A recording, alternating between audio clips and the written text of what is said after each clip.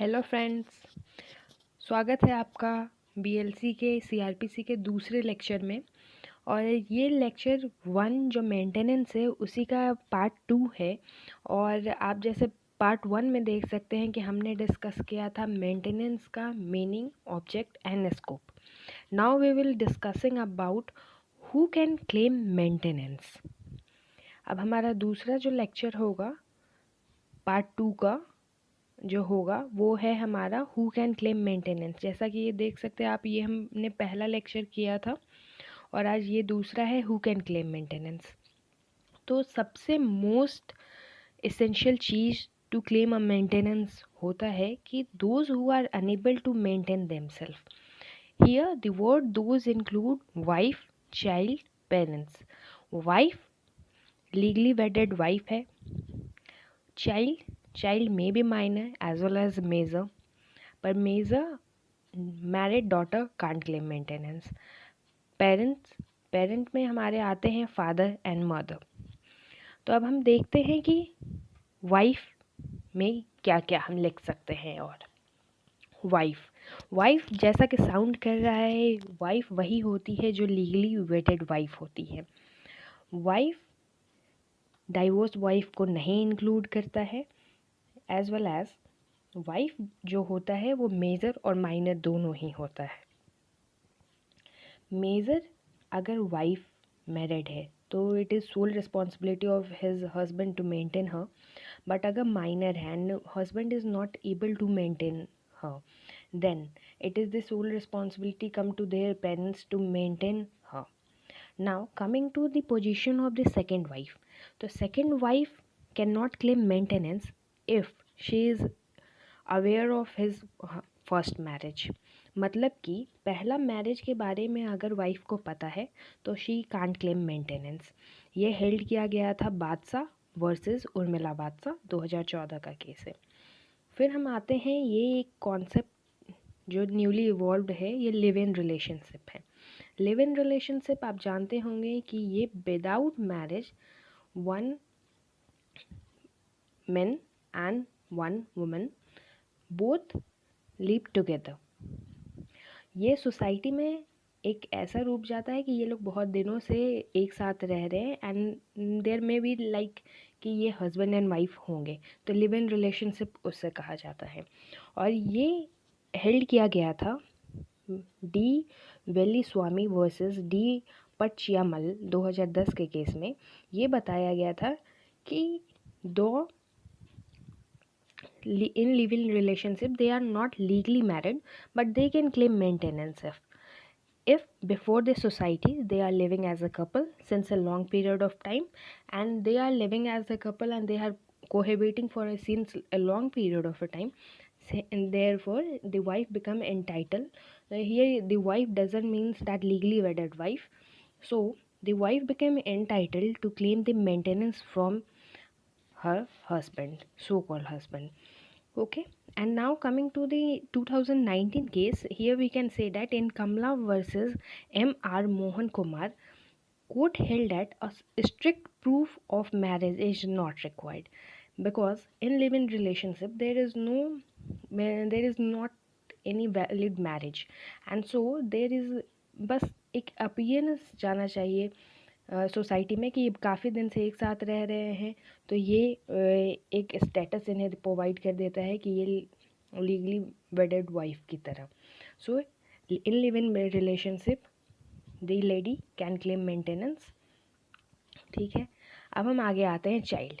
तो चाइल्ड का हम देखते हैं तो चाइल्ड दो आ जाते हैं। एक होता है माइनर चाइल्ड जो कि लेस देन 18 होते हैं एज। एक होते हैं मेजर जो एबव 18 होते हैं। अब इसमें आते हैं कि कौन कौन से क्लेम कर सकते हैं अपने पेरेंट्स से मेंटेनेंस। तो माइनर चाइल्ड सेक्शन ए 125 का एक्सप्लेनेशन ए ये कहता है कि वो बच्चे जिन्होंने अभी मेजॉरिटी अटेंड नहीं किया है इंडियन मेजॉरिटी एक्ट के तहत, मीन्स कि वो अभी 18 प्लस नहीं हुए हैं, वो माइनर में आते हैं। वो माइनर चाइल्ड लेजिटिमेट भी हो सकता है, इलेजिटिमेट भी हो सकता है। और माइनर चाइल्ड जो भी हैं वो क्लेम कर सकते हैं अपना maintenance from father mother if they are unable to maintain themself. Moreover, if married minor's husband is unable to maintain his wife, then the father will maintain her. ठीक है, अब हम आगे आते हैं मेजर चाइल्ड। मेजर चाइल्ड जैसे कि major ऐसे हम जानते हैं कि एवब 18 होते हैं। इसमें क्या होता है मेजर चाइल्ड में कि ये लेजिटिमेट इलेजिटिमेट हो सकते हैं और जो अनेबल हो खुद को मेंटेन, मेजर चाइल्ड में भी पॉसिबल कि वो खुद को मेंटेन करने के लिए सक्षम ना हो, इसीलिए वो किसी फिज़िकल इंजरी और मेंटल इनकेपेबिलिटी के वजह से वो खुद को मेंटेन ना कर पा रहे हों, तो ये आ जाती है लाइबिलिटी पेरेंट्स पे कि वो अपने मेजर चाइल्ड को मेंटेन करें। अगर मैरिड डॉटर है तो जैसे मैंने पहले ही कहा कि शी कांट क्लेम मेंटेनेंस। अगर अनमैरिड डॉटर है और मेजर है और because of some like physical condition और mental condition she is unable to maintain, so ये एक दायित्व बनता है पेरेंट का कि वो अपने बच्चों का मेंटेन करें। कमिंग टू दी पेरेंट्स, तो ये पेरेंट इंक्लूड करते हैं father and mother. Father and mother can claim maintenance from daughter. ये एक बहुत ही इंपॉर्टेंट केस में कहा गया था कि डॉटर जो होती हैं वो married as well as unmarried both are liable to maintain their father and mother. ये एक केस आप नोट कर सकते हैं, ये कहा गया था विजय मनोहर अब्रत वर्सेस काशीराव, 1987 का केस है ये। तो ये यही कहा गया था कि अगर फादर मदर खुद को मेंटेन ना ही कर पाते हैं, अनेबल टू मेंटेन देमसेल्फ, तो ये एक रिस्पॉन्सिबिलिटी आती है daughter as well as son to maintain his और हर फादर और मदर। अब हम देखते हैं कि फादर मदर में adaptive father, step mother, father mother का क्या रोल है। अगर हम CRPC में देखें तो यहाँ बस फादर एंड मदर का बात किया गया है। ये साइलेंट है CRPC एडॉप्टिव फादर को लेके, स्टेप मदर को लेके, एडॉप्टिव मदर को लेके, स्टेप फादर को लेके, ये साइलेंट है। तो पर अगर हम जनरल क्लॉज एक्ट की जहाँ मदद लेते हैं तो इसमें सेक्शन 3 क्लॉज 20 बताता है कि फादर जो होता है, the word father itself include adoptive father. If we will cite the case, then we can see in Baban versus परवती भाई 1978 का केस है। इसमें भी ये बोला गया था कि मदर वर्ड जो है वो इंक्लूड करता है एडॉप्टिव मदर एज वेल। ठीक है, इसमें इतना चीज़ कहा गया है। अब हम आते हैं अगले स्लाइड पे। तो ये हम देख सकते हैं, जैसे यहाँ पे क्वेश्चन है हु कैन ग्रांट मेंटेनेंस, मतलब जब हम कोर्ट जाते हैं सिविल कोर्ट तो मेंटेनेंस ग्रांट करने के लिए कौन सा मैजिस्ट्रेट एलिजिबल है। तो यहाँ पे सीधी बात है कि मैजिस्ट्रेट ऑफ फर्स्ट क्लास जो होते हैं वो एम्पावर होते हैं ऑर्डर देने के लिए a person to make monthly allowance. ठीक है, अब हम ग्राउंड्स देख लेते हैं। Circumstances when wife not entitled to claim maintenance, मतलब किन किन ग्राउंड्स पे मेंटेनेंस वाइफ को मना किया जा सकता है कि ना दिया जाए। ठीक है, तो जहाँ तक हम देखते हैं इसमें हमारे पास 7 ग्राउंड्स है और ये ग्राउंड्स जो आप देख सकते हैं, अगर वाइफ एडल्ट्री में रह रही हो तो ये सेक्शन 125 क्लॉज 4 में कहा गया है कि एडल्ट्री में अगर वाइफ हो तो। दूसरा है कि अगर वो सेपरेटली बिना किसी कारणवश वो अलग रह रही हो अपने हस्बैंड से तो। तीसरा पॉइंट कहता है कि अगर दोनों हस्बैंड एंड वाइफ का म्यूचुअल कंसेंट है कि हम लोग अलग रहते हैं और they are living separately, then आप क्लेम नहीं कर सकते हैं मेंटेनेंस। चौथा है कि लीगली वेडेड वाइफ है, डाइवोर्स हो गया, मेंटेनेंस दे रहे थे हम, पर that wife again remarried to the another man, तो वहाँ पे आप ये मेंटेनेंस स्टॉप कर सकते हैं। ठीक है, now coming to the another point, dower के केस में अगर payment of dower as per the personal law हो चुका है तो उस स्थिति में ये मेंटेनेंस जो है ये स्टॉप किया जा सकता है। इसमें आप देखें तो मोहम्मद अहमद खान साहबानो बेगम 1985 में Supreme Court held that there is no conflict between section 125 and Muslim personal law. The court observed that Muslim personal law limits the liability of the husband to maintain the divorced wife till the period of the इद्दत। ठीक है, इद्दत period तक ये दायित्व बनता है कि ये maintain करने के लिए। If the divorced wife is able to maintain herself, the husband's liability expire after the period of इद्दत। अगर वाइफ खुद को मेंटेन करने के लिए सक्षम है तो वो फिर हस्बैंड का लाइबिलिटी ख़त्म हो जाता है after the period of the इद्दत कि वो टू मेंटेन हरसेल्फ।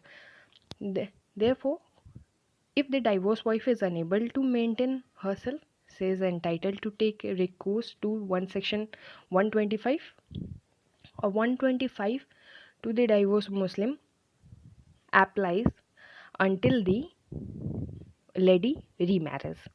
ठीक है, फिर अब हम आते हैं वेबर में। अगर वाइफ ने खुद ही वेब कर दिया है अपने राइट को, वेब मतलब होता है कि मुक्त हो जाना, मैं छोड़ देना, ठीक है, कि अब नहीं, मुझे नहीं चाहिए मेंटेनेंस, ऐसा कह देना। वेब मतलब अपने वॉलेंट्रीली इच्छा से आप वेब करते हो किसी राइट को। तो ये 128 क्लॉज 3 क्लॉज सी में ये बोला गया है कि वेबर अगर होगा तो मेंटेनेंस जो है वो वाइफ का स्टॉप किया जा सकता है। और लास्टली है कि ऑर्डर ऑफ सिविल कोर्ट को जो कहीं पर लगता है कि सर्कमस्टांसेस चेंज हो गए हैं या फिर कुछ कंडीशन है उसकी वजह से अब नहीं देना चाहिए, तो इट मे बी स्टॉप्ड। अब हम आते हैं इसके प्रोसीजर पे। तो सेक्शन 126 में प्रोसीजर बताया गया है मेंटेनेंस का।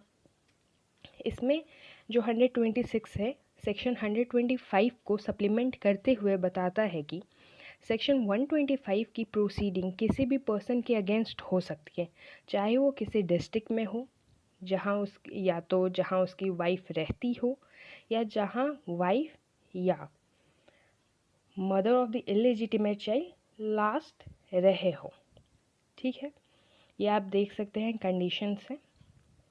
फिर आगे हम आते हैं तो ये भी कह सकते हैं कि सेक्शन 120 के साथ ये भी कहते हैं कि सारे evidences shall be taken in the presence जिसके अगेंस्ट मेंटेनेंस पे करने का ऑर्डर दिया जा चुका है या उस प्लीडर के प्रेजेंस में होना चाहिए जो वो केस लेके आया है। और ये सब रिकॉर्ड करने का मैनर सेम वही होगा जो समन केस में होता है। अगर किसी पर्सन के अगेंस्ट प्रपोज किया गया है मेंटेनेंस और वो या उसका प्लीडर नहीं आते हैं कोर्ट में, तो उस केस में एक्स पार्टी डिसीजन हो सकता है जिसके लिए आपको 3 मंथ का नोटिस देना होता है। ठीक है, ये था 126 का पूरा एक्सप्लेनेशन। अब हम आते हैं सेक्शन 127 में। 127 ऑल्ट्रेशन इन अलाउंस है कि कहाँ कहाँ पे अल्टर कर सकते हैं अलाउंस जो आप देते हैं मंथली अलाउंस, उसमें कहाँ कहाँ हम अल्टर कर सकते हैं। तो सेक्शन 127 कंडीशन बताता है मेंटेनेंस अल्टर करने का या कैंसिल करने का। ये कंडीशन है अगर पार्टीज़ की सर्कमस्टांसेस चेंज हो जाए, मीन्स उनका पोजीशन चेंज हो जाए, now she is able to maintain herself, तो वहाँ पे आप ये कंडीशन चेंज होने में अल्टर कर सकते हैं अलाउंस। दूसरा आता है कि decision of the competent civil court है, सिविल कोर्ट ने ऑर्डर निकाल दिया सर्कमस्टांसेस देखते हुए कि now it may be stopped, तो वहाँ पे स्टॉप कर दिया जाता है। जहाँ डाइवोर्स्ड वाइफ दूसरे से शादी कर लेती है तो वहाँ पे आप मेंटेनेंस रोक सकते हैं। जहाँ women has been divorced by her husband and she has received the whole sum which was payable on such divorce under any customary or personal law applicable to the parties।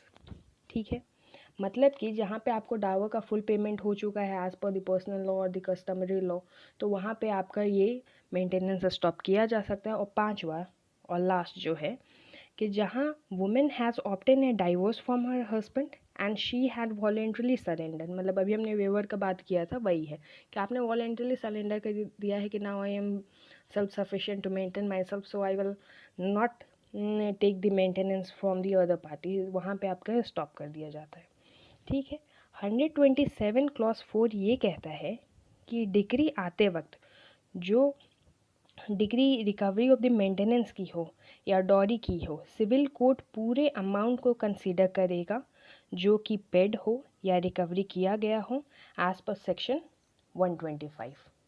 अब हम last section में आते हैं तो section 128 ये 125 से 128 पूरी maintenance की कहानी है। 128 हमारा सबसे लास्ट सेक्शन आता है मेंटेनेंस के अंडर। तो इसमें हम देखते हैं ये सिंपली प्रोवाइड करता है enforcement of the maintenance order के बारे में, जो कि कहता है कि किसी इन्फोर्समेंट कोई भी मजिस्ट्रेट करा सकता है जहाँ भी वो पर्सन जिसके अगेंस्ट ऑर्डर पास किया गया है वो मिलता है, वहाँ पे ये ऑर्डर ऑफ मेंटेनेंस को एग्जीक्यूट करा दिया जाता है। बस यही था हमारा 125 से 128। और आपको कहीं भी कोई सेक्शन, कोई एक्सप्लेनेशन में कोई भी दिक्कत हो तो आप कमेंट ज़रूर करें।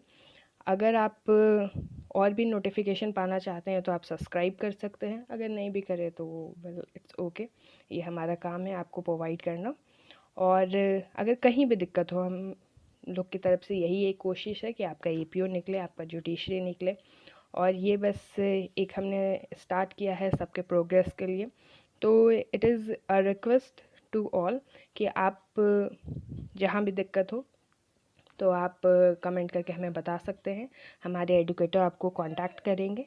And it is from all of you कि आप इसका फ़ायदा उठाएं। And thanks, we will come soon with the another lecture of the CRPC.